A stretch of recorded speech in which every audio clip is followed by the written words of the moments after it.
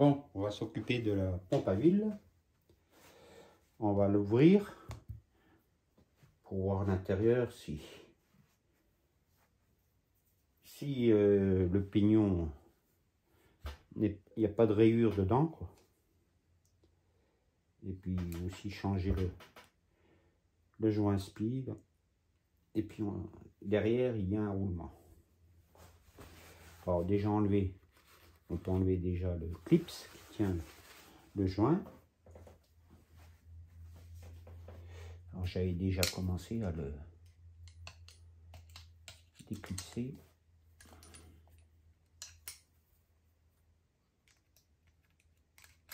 Voilà.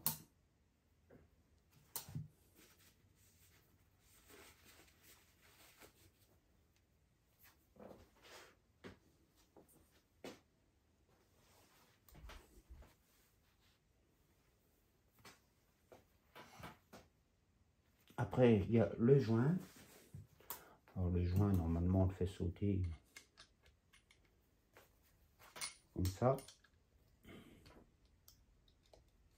Mais après, bon, de toute façon, le joint, là, je pourrais le faire après, parce que là, je vais déjà désaccoupler. Les deux parties là, ce sera plus facile pour enlever la suite. Alors là, il faut dévisser toutes les vis. Toutes les vis là. Pas toucher celle-ci. Torse du 27.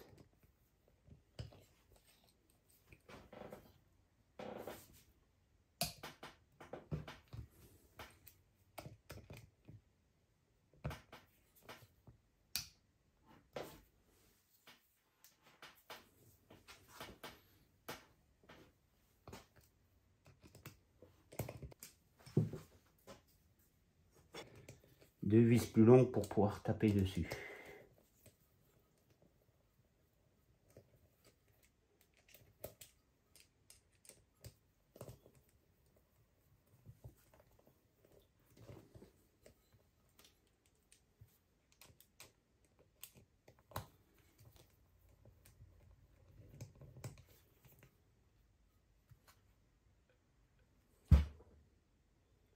Voilà. Ah, il y en a encore une là.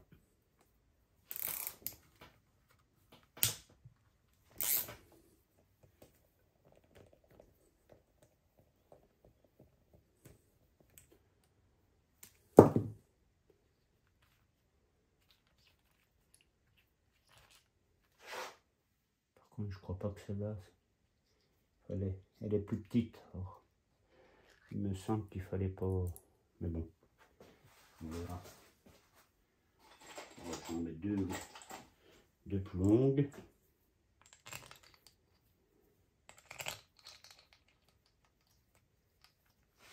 Pour pouvoir taper.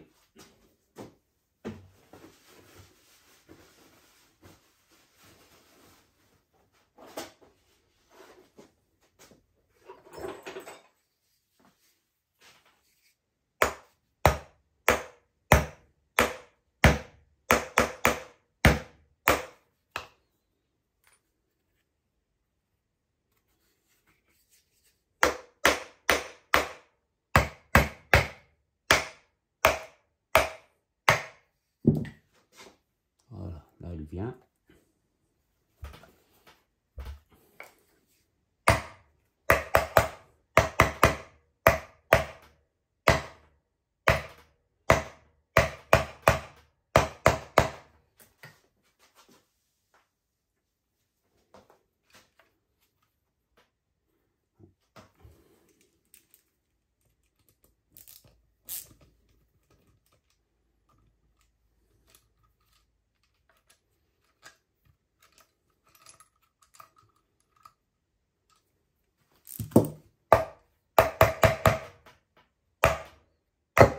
Voilà. On va contrôler en dessous.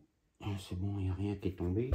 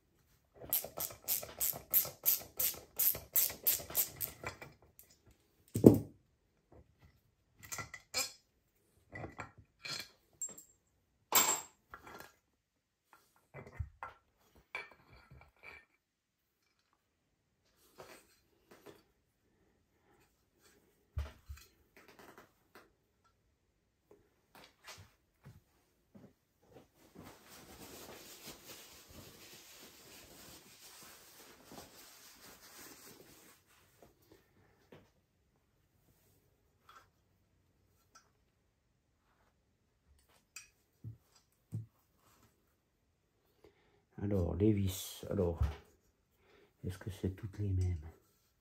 Non. Il y en a des petites et des grandes. Celle-là, c'est pas la même.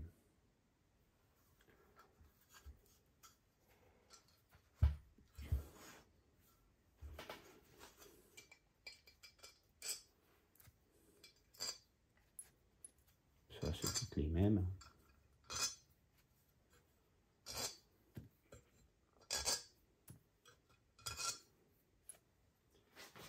Les deux là.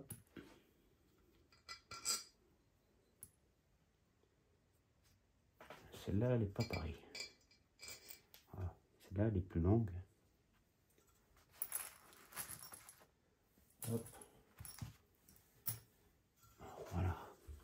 L'intérieur.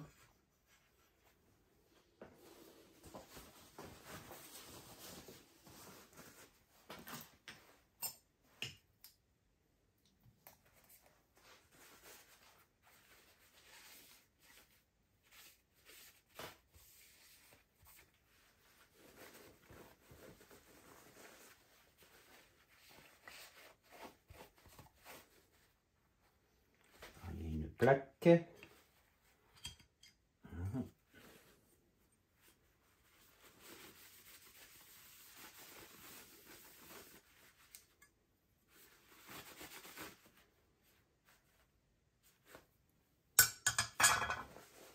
Et voilà la pompe.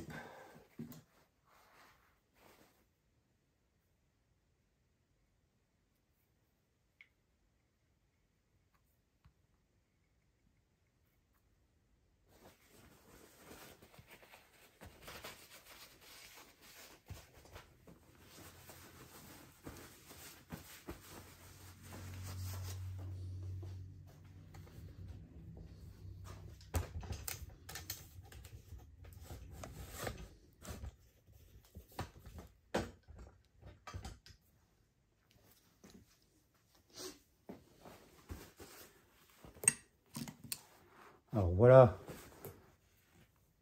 les deux ergots qui entraînent la pompe. Hein. C'est le convertisseur en fait qui vient se positionner dans les deux ergots et qui entraîne la pompe à huile.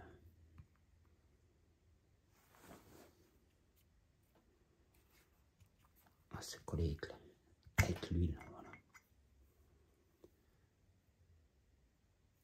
Alors, il faudra repérer au remontage. Là, il y a un petit coup de poinçon. Ça veut dire que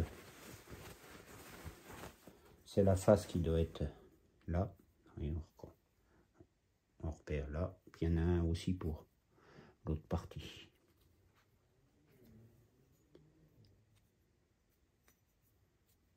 Bon ben, c'est tout bon.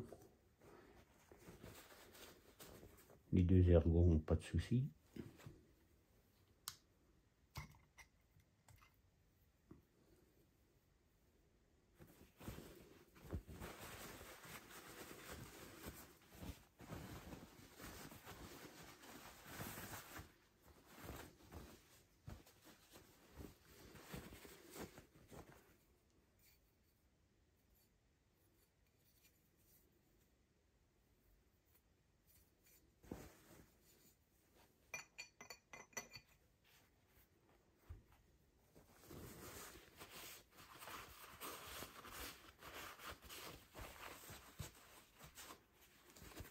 Là, maintenant, on va pouvoir changer le joint et puis le roulement.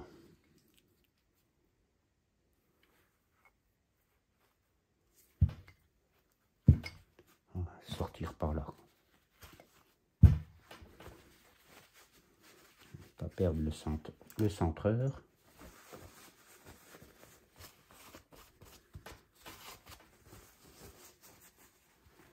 Voilà.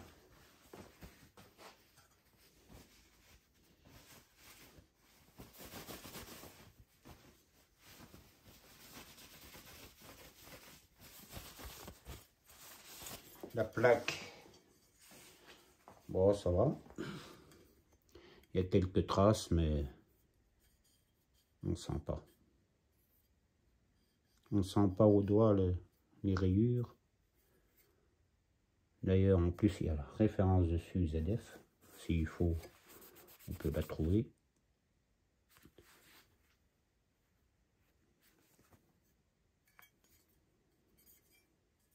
Alors, logiquement, on ne peut pas se tromper. Parce que si je la mets de l'autre côté, ça ne marche pas.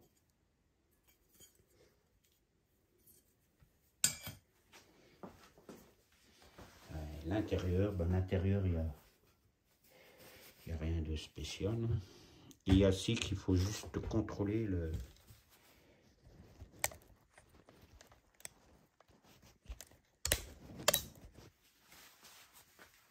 On va contrôler si le... Il y a un piston, si il travaille bien. Ça va être le piston pour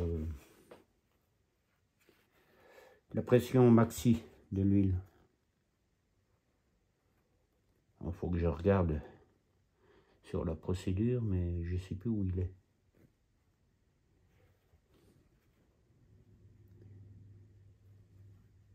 Je sais qu'il y a un truc à regarder.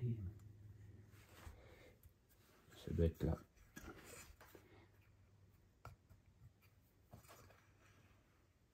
Sinon, il n'y a rien de spécial.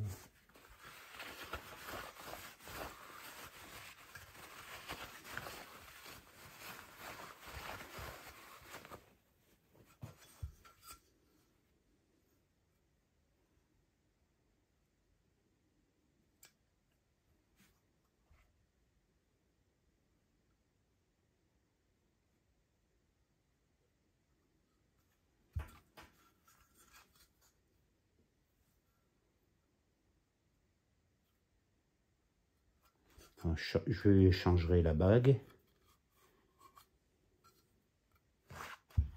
Voilà.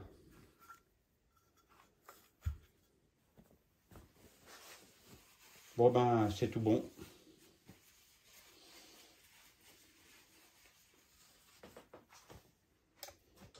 Alors, pour info, il y a une chose importante, ça sera au remontage de la boîte sur le moteur.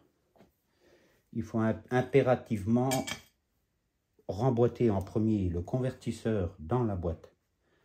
Et seulement après, remettre la boîte en place. Car sinon, il y en a qui ont déjà fait l'inverse, ils fixent le convertisseur sur la couronne d'entraînement au moteur. Et après, seulement après, ils approchent la boîte et puis hop, ils l'emboîtent. Mais en sachant que le convertisseur, lui, il entraîne la pompe à huile grâce aux deux ergots là.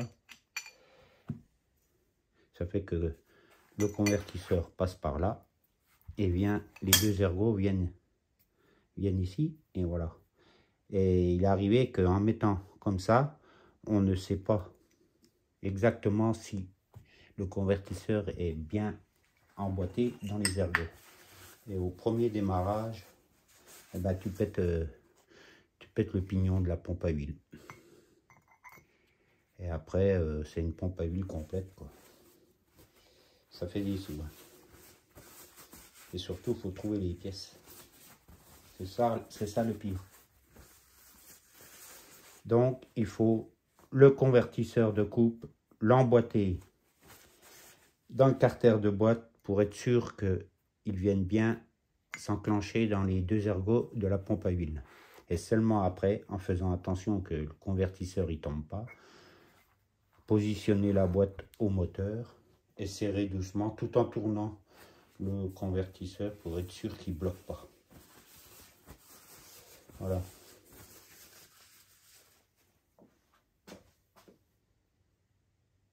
On l'extrait comme tout joint spi, quoi. Hein.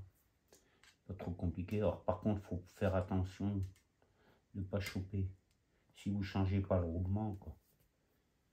Sinon, en tapant comme ça, il sort. Hein. Ça tient pas. Vu qu'il est tenu par un clips, il doit sortir assez facilement.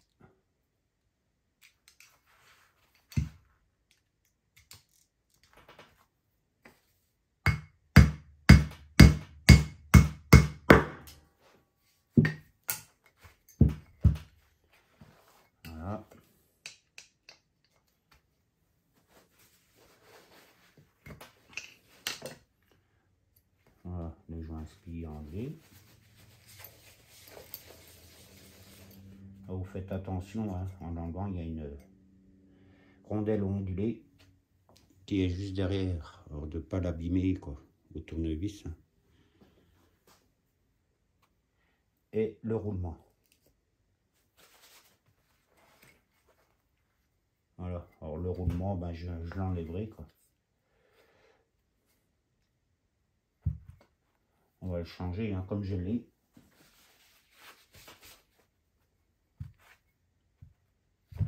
Voilà.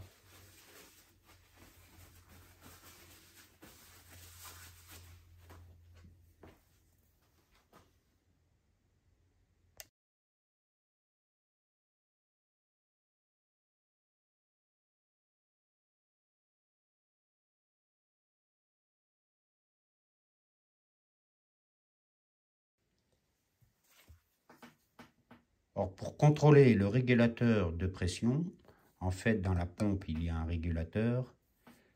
S'il y a trop de pression, ben, il s'ouvre et comme ça la pression elle baisse. Alors il faut contrôler si le piston coulisse bien.